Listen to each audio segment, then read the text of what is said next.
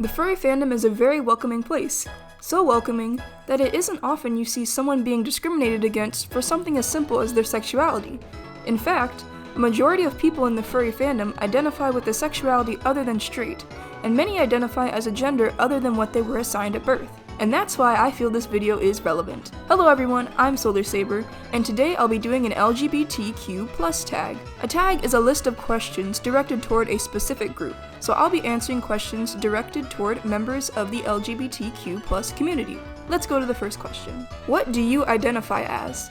I identify as a lesbian woman. If you want to get more technical, I'm cisgender, meaning I identify with the gender I was born as.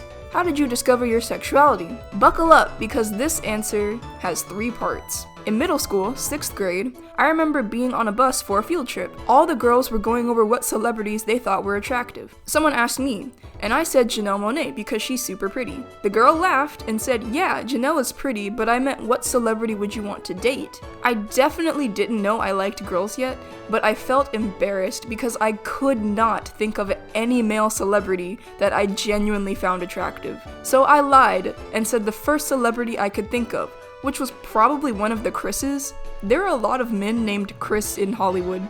The girls were satisfied with that, and we went on with the day. Here's the second thing that definitely should have screamed gay to me, but it didn't. I was in the 7th grade. A new girl moved to our school, and she was the prettiest girl ever to me. 12-year-old me had no idea why I wanted to be friends with this girl so bad, but I did.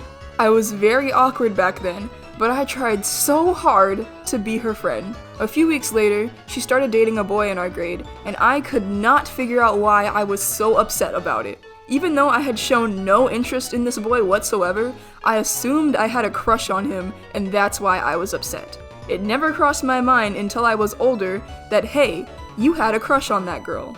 And the last part. I was still in 7th grade, but I had just turned 13. I ran track back then, really only because my best friend at the time joined and I wanted to hang out with her more.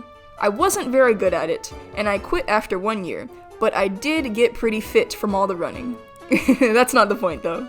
So my best friend and I were stretching in the grass at one of our track meets, getting ready to run our events. The sun was setting, so the sky was a super pretty color. I have this memory carved into my brain forever. We finished stretching and sat down for a bit, and the sun was reflecting off of her eyes, which made me able to see the pretty brown color they were. So, 13-year-old me blurted out, "Your eyes are pretty," and she laughed and told me thank you. And there, right there when she was laughing, I realized, oh no, I like this girl. I like a girl? I like girls? Let's just say I did not do very well on my track event after that realization. Who was the first person you told?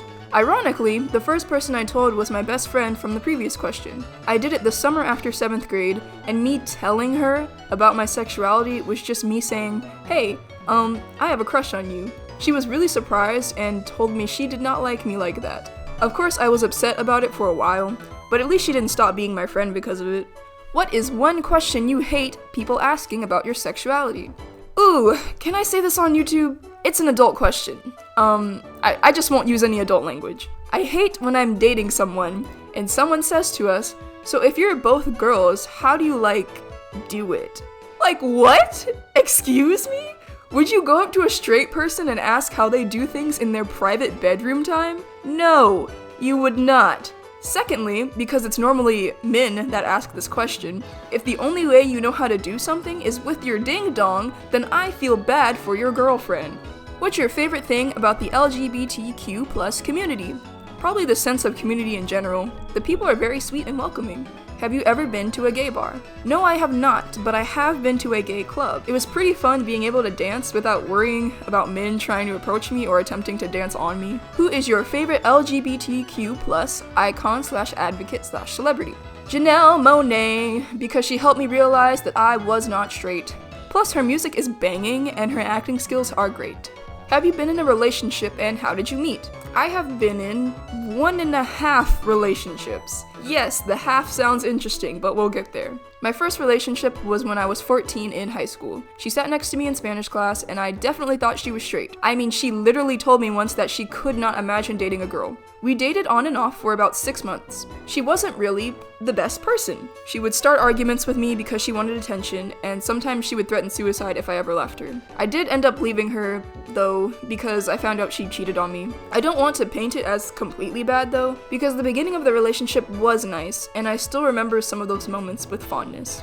My second relationship wasn't really a relationship. When I just started college, which was a few months ago, I started to get friendly with this girl I sat next to in my sociology class. Eventually, I told her I had a crush on her, and she admitted she liked me as well. The only problem was, she had a boyfriend. Since they were dating long distance, they agreed to be in an open relationship, so she was free to play around with whoever she wanted. I thought this wouldn't be too much of a problem for me, so I said it was okay. So I wasn't really her girlfriend, it was just sort of a situationship. The short time we were together, it was nice, but then her boyfriend came to visit. I knew what we agreed on, so I didn't really have a right to feel jealous, but I did. I was extremely jealous, and that's how I learned I could never date someone in an open or polyamorous relationship. We ended things shortly after that, but we're still friends. Have you ever faced discrimination? Yes, all the time in my held for review comment section. Online discrimination doesn't get to me because I could care less about the opinion of someone behind a screen who has nothing better to do than be mean. In real life, the only moment I can remember wasn't discrimination, but I could tell that they were uncomfortable with my presence. It was my junior year of high school, and I was trying to find a date for the homecoming dance just because it was the thing to do.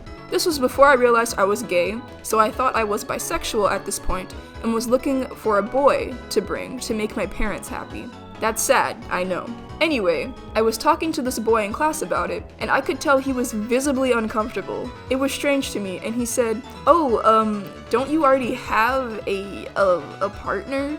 He was referring to my ex-girlfriend. I guess he didn't know we broke up. I know you might think, maybe he was nervous because he wanted to go to homecoming with you. No, this dude was not nervous. He was uncomfortable, straight uncomfy. Like he didn't want to be near me uncomfortable. I took the hint, answered his question, and walked away after saying a quick goodbye. It's a weird feeling when you can tell someone literally does not want to be near you, even if the words they're saying are polite. Your favorite LGBTQ+ movie or show? My favorite gay movie is Carol, and my favorite gay show is Steven Universe. The most ridiculous thing you've heard about the LGBTQ+ community. The stupidest thing I've heard by far is that having gay parents will produce gay children. First of all, having straight parents did not make me straight. Secondly, one of my friends has 2 moms, and she is straight. She has a boyfriend, and has shown no interest in girls. Being gay is not a disease that spreads from parent to children. Grow up and read a book. The LGBTQ slur that you hate the most. I'm not going to say it because it's a slur used against gay men, and I myself am not a gay man. I'll put it on the screen with some letters blurred out though. Even though it's mainly used against gay men and originated that way, I've heard this slur used against all members of the LGBTQ community. It's not a pretty word, and hearing it makes me cringe. End this on something you'd like to tell the world about the LGBTQ+ community. Being a part of the LGBTQ+ community isn't something you should be ashamed of. It's just a part of you. People will be mean and cruel to you about it, but just remember that their opinion means nothing in the grand scheme of things. That was a lot of questions. Did this video help you learn something? Let me know in the comments. Thanks so much for watching, and remember, shine bright.